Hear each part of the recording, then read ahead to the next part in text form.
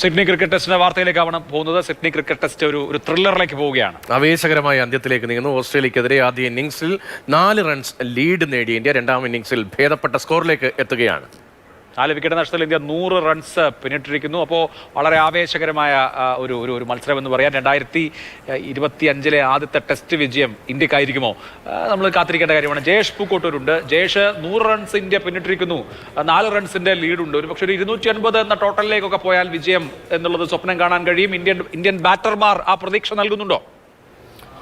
ഉറപ്പായിട്ടും ഋഷഭ് പന്ത് ഇപ്പോൾ ഗ്രീസിലുണ്ട്. പന്ത് ഉള്ളിടത്തോളം വലിയ പ്രതീക്ഷയോടെ തന്നെയാണ് ഇന്ത്യ ഈ 5ാമത്തെ ടെസ്റ്റിൽ, നിർണായകമായ ടെസ്റ്റിൽ, ലോക ടെസ്റ്റ് ചാമ്പ്യൻഷിപ്പ് ഫൈനലിലേക്ക് ഇന്ത്യക്ക് എന്തെങ്കിലും ഒരു സാധ്യത തുറക്കുന്ന ടെസ്റ്റിൽ പ്രതീക്ഷയോടെ ഇന്ത്യ കാത്തിരിക്കുന്നത്.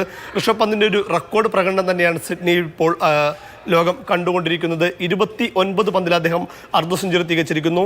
ടെസ്റ്റിൽ ഒരു ഇന്ത്യക്കാരൻ്റെ വേഗമേറിയ 2ാമത്തെ അർദ്ധ സെഞ്ചുറി 29 പന്തിൽ, ആദ്യത്തേത് 28 പന്തിൽ, അതും ഋഷഭ് പന്തിൻ്റെ പേരിൽ തന്നെയാണ്.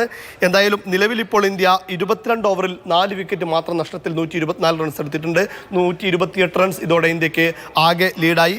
31 പന്തിൽ 61 റൺസ് എടുത്ത ഋഷഭ് പന്തിനൊപ്പം 2 റൺസുമായി രവീന്ദ്ര ജഡേജയാണ് ക്രീസിൽ. ഇന്ത്യ നിലവിൽ ഡ്രൈവിംഗ് സീറ്റിലാണെന്ന് പറയാം. മറ്റൊരു ആശ്വാസം എന്ന് പറയുന്നത് ഓസ്ട്രേലിയയുടെ ആദ്യ ഇന്നിംഗ്സിനിടെ പരിക്കേറ്റ് പോയ ഇന്ത്യയുടെ സ്റ്റാർ ബൗളർ ജസ്പ്രീത് ബുംറ തിരിച്ചു വന്നിരിക്കുന്നു എന്നുള്ളതാണ്.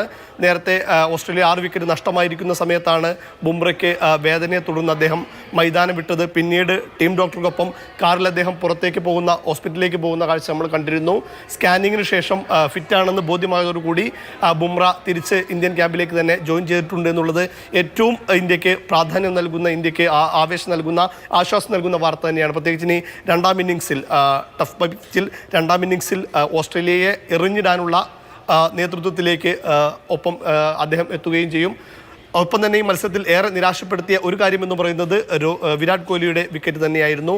ഈ സീരീസിൽ ഇത് 8ാമത്തെ തവണയും ഓഫ്സൈഡ് പ്രലോഭനത്തിൽ കുടുങ്ങി വിരാട് കോഹ്ലി പുറത്തായിരിക്കുന്നു എന്നുള്ളതും ഒരു പ്രത്യേകത തന്നെയാണ്. ഇത്തവണയും സ്കോട്ട് ബോളറിന് തന്നെയായിരുന്നു വിക്കറ്റ്. ഋഷഭ് പന്ത് ബാറ്റ് ചെയ്തുകൊണ്ടിരിക്കുന്നു. 31 പന്തിൽ 60 പിന്നിട്ടിരിക്കുന്നു.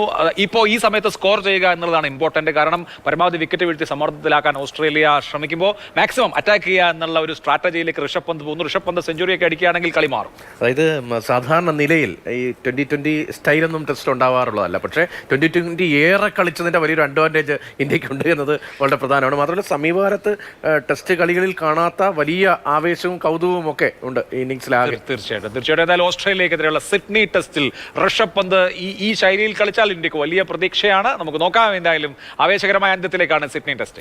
ജയേഷ് പൂക്കോട്ടൂരാണ് വിവരങ്ങൾ നൽകിയത്.